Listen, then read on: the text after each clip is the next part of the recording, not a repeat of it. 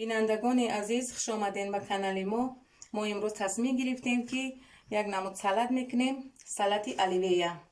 با ما در کار می شود کارتوشکا، یک دانه سبزی، کلبسه حلال، گوشت مرغ، 6 دانه تخم، گراخ سبز گرفتیم. پروانسال مایونز خطی همراه میکنیم. من پروانسال مایونز. بینندگان عزیز، من کارتوشکا رو مایده میکنم، بعد میجوشانم، بعد یک سر میجوشانم میگیرم.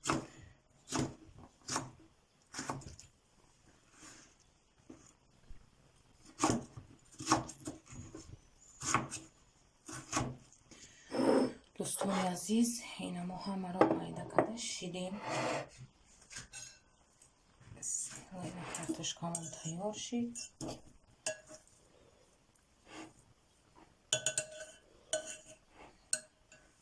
سر سبزی سر میکنم. بسم الله.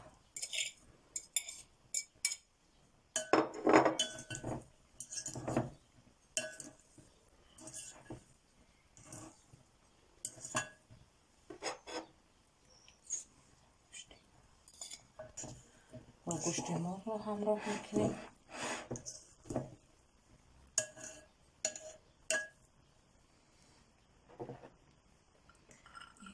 گراخ سبز،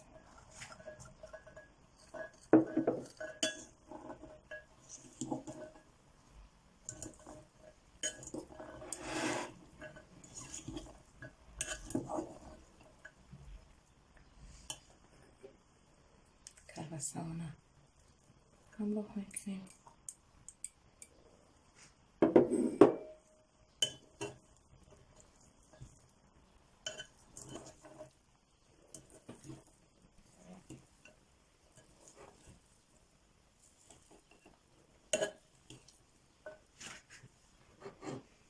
نوبتی تخم میشود.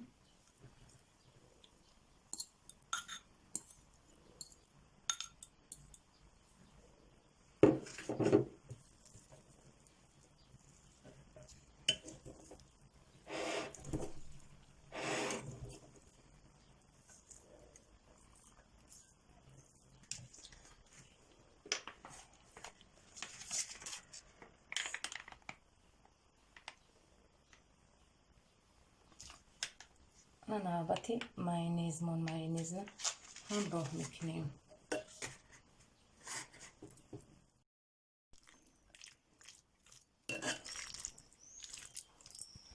دوستان عزیز، سالاد ما تیار شد.